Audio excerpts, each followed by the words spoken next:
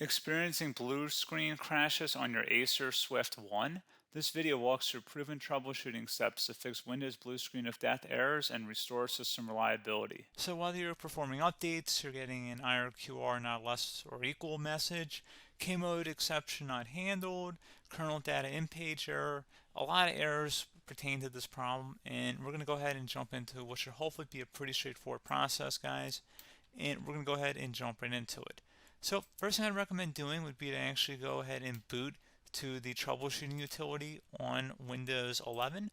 So if you do a hard power off 3 times in a row, Windows should automatically attempt to launch the starter prepare utility. And if it doesn't find anything, it will give you the option to select advanced settings, in which case it would take you to a screen that looks like this. Now, if it does not take you to a screen that looks like this, or you're unable to get to that, you can also download the Windows 10 Media Creation Utility, or Windows 11. They probably will make a creation utility for Windows 11 at some point. And it doesn't really matter. You can actually run the Windows 10 utility on Windows 11 as far as I'm aware. And you should be able to run the troubleshooting utilities built in within it. So you just would go ahead and download it to an ISO file and then burn it to a DVD or USB. It'd have to be about 4 gigabytes or more. It couldn't be a small USB flash drive, and it couldn't be a CD. It'd have to be a DVD. And then you'd boot your computer from it. So depending on the computer manufacturer, you'd have to tap a different key on your keyboard in order to launch that menu, in order to select what boot drive you want to go off of. So it could be anything between the escape key, F2, F8, F12, for example, and those are the function keys on the top of your keyboard. So you may have to just do a little bit of trial and error. Shouldn't take you more than a couple minutes. Googling it would probably be best before you even begin. But anyway, we're ready to go ahead and jump right into it. So we're on the choose an option page. So these will look very similar whether you're booting from it directly within Windows itself, or if you're plugged in a USB flash drive with the media creation utility installed and you selected the recovery option. So when you are setting up your Windows 11 installation or Windows 10, depending on the drive you're using, there should be an option to repair your computer in the bottom left corner of the dialog window, one of the first screens that comes up. You go ahead and select that, and then it would take you to a troubleshooting screen like you see here. And you want to go ahead and select troubleshoot, reset your PC, or see advanced options. And then there are going to be a whole bunch of options in here that we're going to explore in today's video. The first one, we're going to actually go underneath advanced options and then select startup prepare, fix problems that keep Windows from loading. So go ahead and select that first.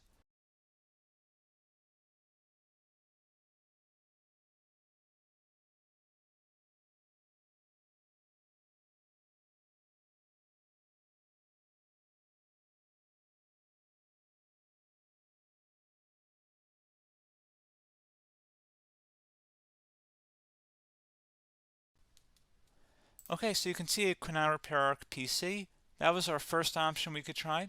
Something else, if we go back into advanced options here and then select troubleshoot, we're going to go underneath advanced options again. You can go ahead and actually access safe mode by selecting startup settings.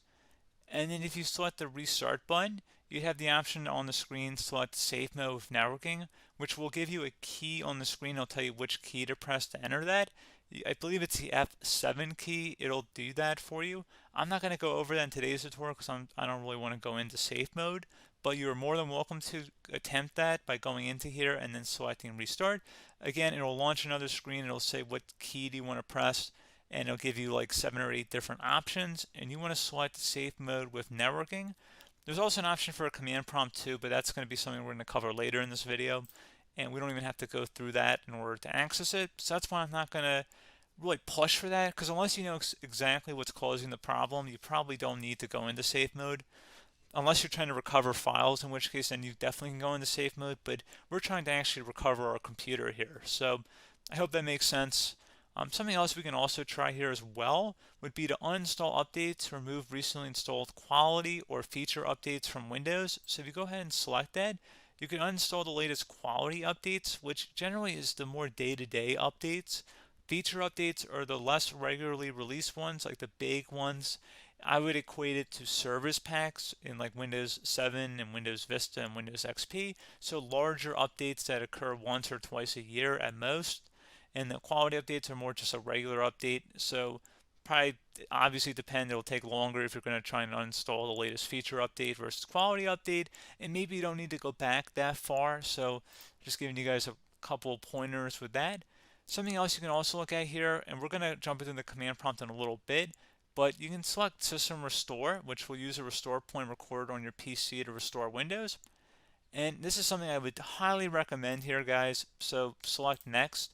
Assuming you have a restore point saved on your computer, you go ahead and select the most recently created one, and you'll select Next, and then you'll select the drive. You shouldn't actually have to select the drive. You can scan for affected programs, but we're going to keep it all default here, and then we're going to select Finish. So once started, System Restore cannot be interrupted. Do you want to continue? I think we're going to select yes. I don't think we have anything better to do on our computer right now, so just give it a moment here to initialize. It will take a couple minutes to run, obviously depending on how large your hard drive is and how much is saved on the System Restore point. So just give it a couple minutes here.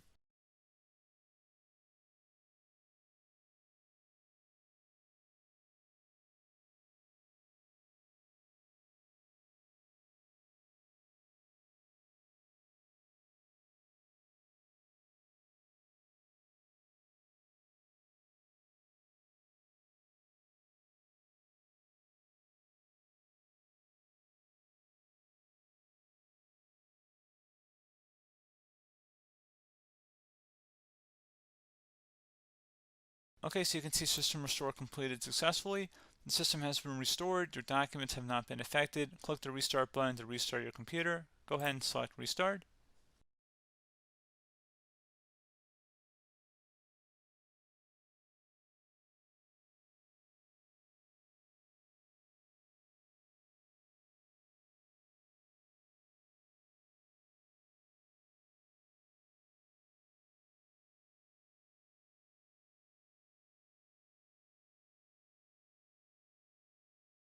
Okay, so you can see the system has been restored successfully.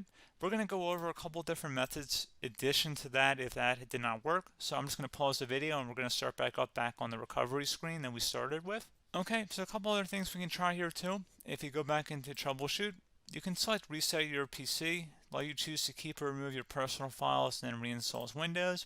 You can select to keep my files, which will remove apps and settings but keeps your personal files. You can also select remove everything, which will remove all of your personal files, apps, and settings. So this is more of a factory reset, the second option here. First option, it should not delete all of your personal files. However, it will pretty much clear most of your programs. And keep in mind, there's no guarantee that your information, number one, is even still available and easily recoverable on your computer to the point that you actually would be able to recover anything. And the second point is that there's always a chance that it won't actually recover and it will just do a factory reset anyway. So there's no guarantee that actually would keep your files anyway. So I would recommend trying to get a recovery tool and backing that up first before selecting it anyway. But again, those are a couple different options. And then something else you can try here if you go back to the choose an option. Another option, if you go underneath choose an option and select troubleshoot, advanced options, and now select where it says command prompt. Okay, so the first thing we should do is type our main hard drive here. In most cases, it should be the C drive. So you just do a C colon and then hit enter on your keyboard. So once you're underneath the C drive, we're going to type in dir and then hit enter on your keyboard. It should have program files, users, and Windows all in there. That's how you know you're in the right directory.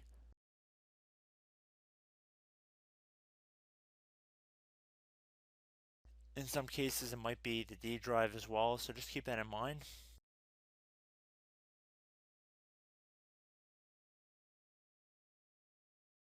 Next thing we're going to do is type in cd space / Windows / system 32 / config, and then you're going to hit enter on your keyboard.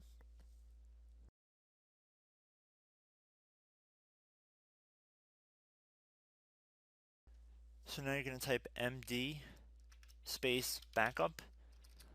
If you've seen other tutorials, it might also say to put down md backup. That's because the backup name is pretty common when you want to back something up. So you can name this whatever you want, doesn't have to be backup.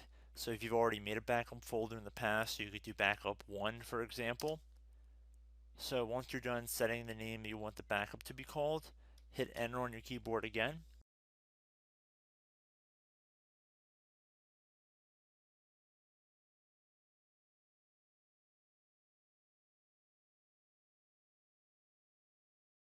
At this point you want to type copy, C-O-P-Y, space, then you want to do the star symbol above the 8 key, then do a period or a dot, whatever you want to call it, then another star sign, and then another space, and then type backup, and then hit enter on your keyboard.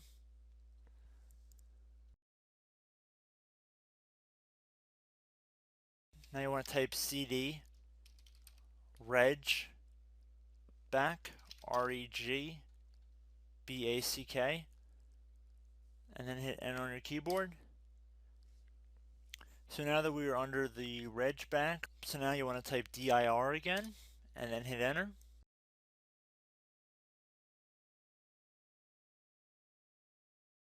So now at this point we're going to type copy again. So copy, space, star sign, dot, another star sign, space, and then 2 dots. So we're going to type copy, space, star sign, dot, sign, star sign, dot, dot, and then hit enter on your keyboard again. So for overwrite, you want to overwrite all. So type A on your keyboard, so capital A, and then hit enter on your keyboard.